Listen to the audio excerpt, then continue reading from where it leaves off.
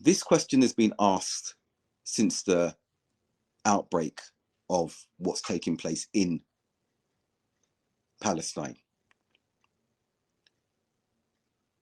Namely, aren't Ukraine and Palestine similar in the fight for their lands?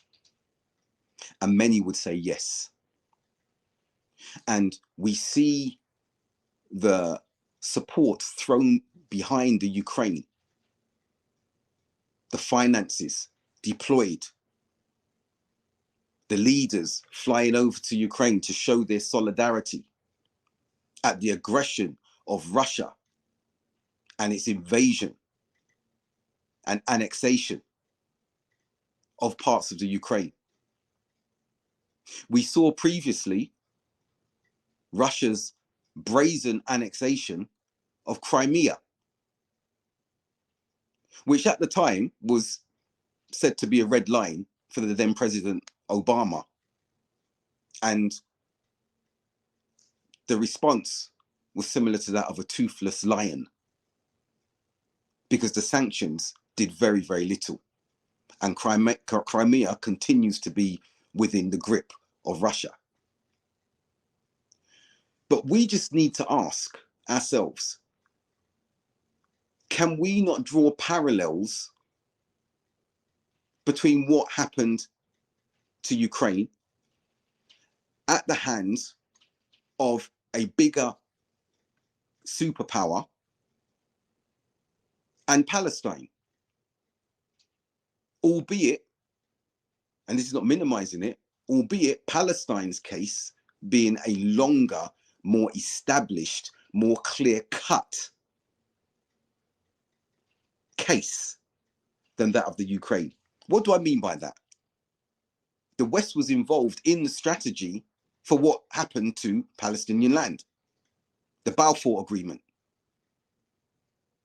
1948, establishment of an Israeli state, usurping lands and displacing Palestinians. And what we've seen today is a displacement far larger than what happened in 1948. We see that the annexation of Palestinian land just leaves two small areas in the West Bank and Gaza, Gaza being the size of Isle of Wight.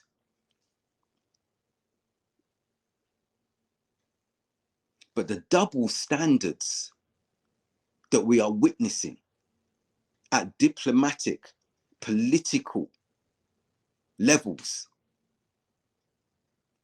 should be breathtaking or astonishing even, but it isn't. It isn't. Because the hegemonic imperial agenda that has existed post-Enlightenment is just continuing to roll out now.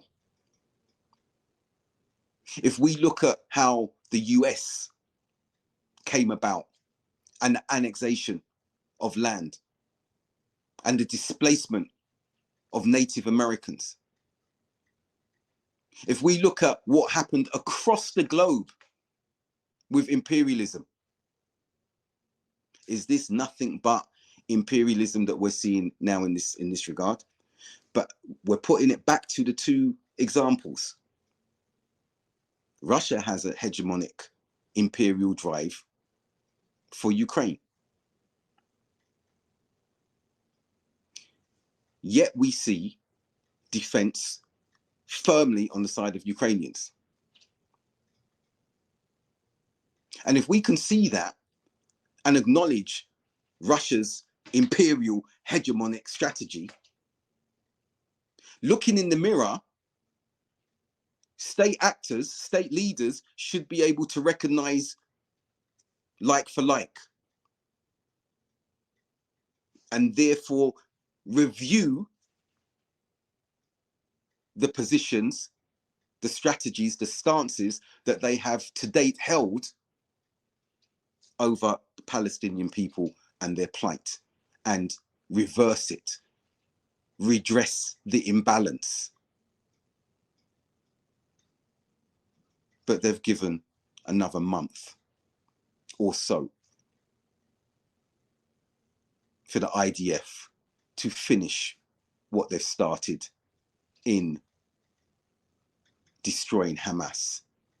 The same Hamas that they've negotiated with and are negotiating with to release prisoners, or as they say, hostages. And that is the right context. And it's the right context for those who are being held in Israeli jails as well. So the fights, are the same, but they've made the plights seem different, and they're not. And that needs to continually be called out, because the double standards, the hypocrisy are clear, they're unequivocal.